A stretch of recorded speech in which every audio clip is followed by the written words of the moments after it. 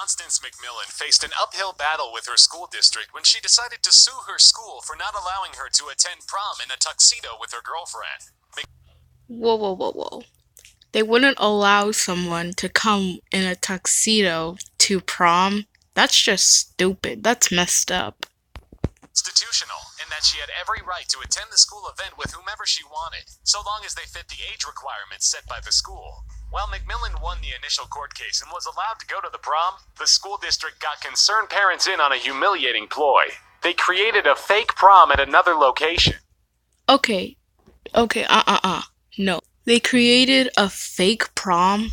That's stupid. Why a fake prom? Can't they just put in a real prom? Like, what's wrong with someone coming in a tuxedo to a real prom? This is just messed up.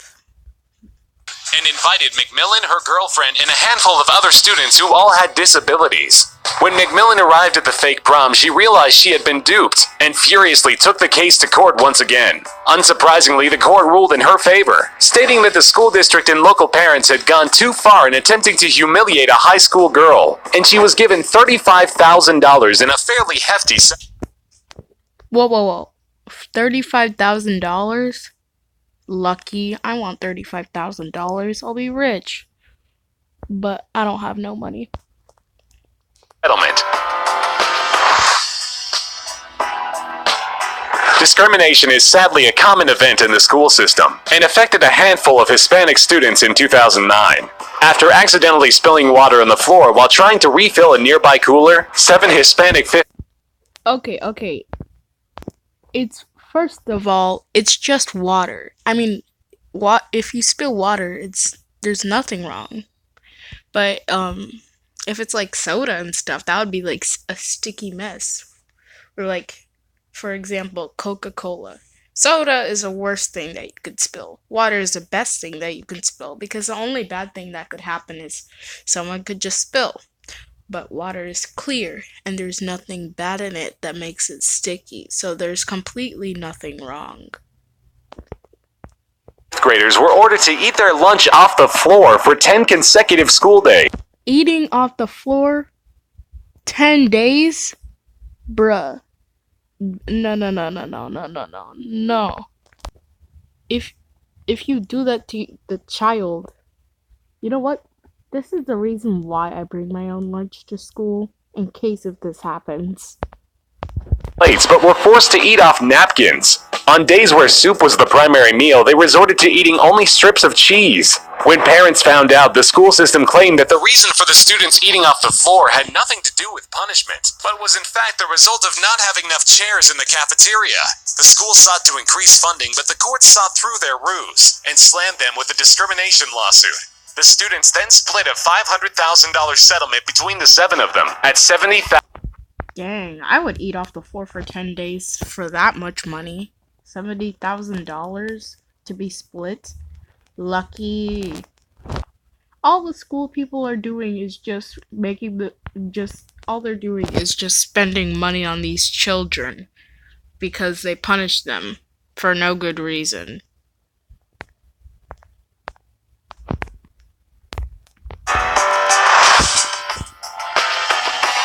Americans are not the only ones whose bizarre school punishments have captured the spotlight. One of the strangest acts recalled a young girl who published a photo of her legs to the internet, showing the damage she received when she was forced to kneel on frozen peas for hours at a time. Indentations scattered all around her mid-legs and knees in what looks to be an incredibly painful state. After posting the photo to social media, the young woman was forced to kneel on frozen peas for an even longer period of time. And the punishment has only gotten even more popular in Asia since, even though the food often varies between frozen peas and frozen rice. Hearing how effective the kneeling punishment was. Okay, y'all, let me tell you something. The only reason why the countries are doing this is probably because of culture. Like in Africa, for example. Take Africa, for example. Like at their school, if you do something bad, you get beat. Okay? Beat. Now, the teachers won't go to jail for it over there. Don't know why that is. But if you do something wrong, you get beat, okay? Whips on the back, whips on the front.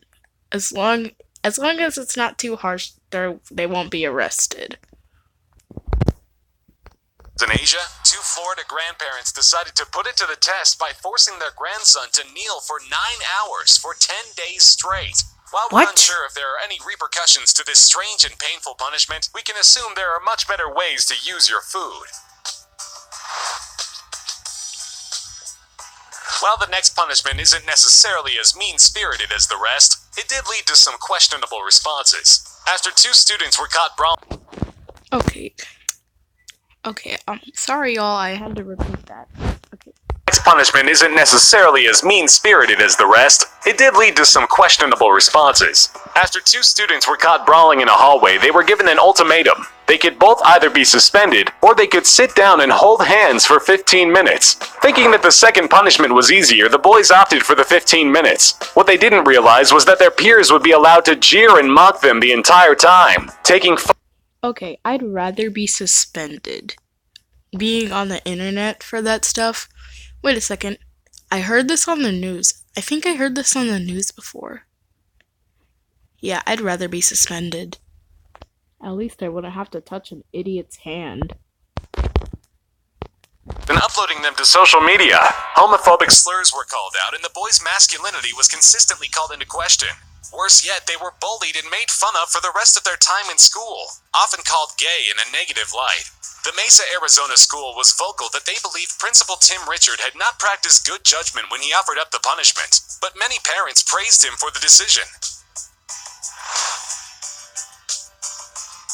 It's entirely possible that giving fourth graders too much say in crime and punishment can lead to some fairly disastrous results. When fourth grade teacher Summer Larson decided to give her students reading tests and assignments, she likely wasn't thinking through what their punishment would be if they failed to reach their goals. What she decided on was a choice she gave the students. They could either skip recess for a week, or they could let other students draw on their faces with permanent marker. Okay, I think I heard of this before. To be honest, I think I'd rather skip recess. I mean, recess is pretty boring anyway. It's just hanging out outside, talking to people. And it's usually only 15 minutes. At my old school, it was 30 minutes. But anyway, that's just stupid to have a kid draw on you. I'm pretty sure if it was a bully, they would probably write on your face and write stupid. Then when the children get home, they're probably going to be in huge trouble because parents will think that they drew on themselves. Children opted that they would rather have things drawn on their face. They returned home later in the day covered in markings, and in one case, some fairly crude drawings. The teacher was suspended from her duties for a few days without pay. She eventually returned and apologized, though her punishment had already taken effect. The majority of the kids considered themselves failures for being unable to reach their reading goal, and their morale never recovered. That's sad. I feel bad for them.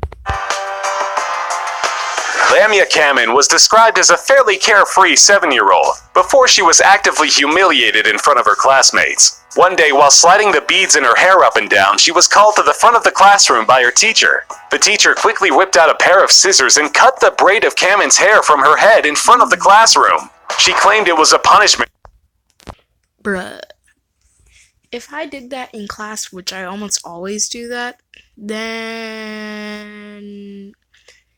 if a teacher called me to go up there, I'd rather refuse than get my hair cut, because, this hair took me like 6 years to grow, so I think I'd rather just get in trouble. And for Kamen distracting the class while she taught, Lamia returned to her seat fighting back tears while the class laughed at her, and told her mother what had happened when she returned home. The teacher was fined $175 for cutting the first grader's hair without her permission, but no other action was taken against her. Houston, Texas. A preschool teacher found herself in hot water after news of her punishment rocked headlines across the country. After reading a story to students about monsters that live inside closets and devour those who break the rules, a young 4-year-old named Kellen Cheney was found acting out and yelling in class. In order to silence him, the teacher led Cheney to the nearby unused janitorial closet and told him that it was a monster closet where all the evil monsters lived. Oh my She gosh. locked him inside and turned off the light. When other students protested, she placed them inside the monster closet as well, terrifying them all. Cheney eventually threw up on the other children at some point throughout the day, meaning that all of them were stuck, crying in a dark closet for hours, standing in the boys' puke. When it was discovered what she had done, the teacher was swiftly fired from her position, as she was deemed mentally unfit to teach preschool children. Shockingly, some parents in the school district praised her means of hushing the children, claiming that schools have become too relaxed with how they deal with unruly students.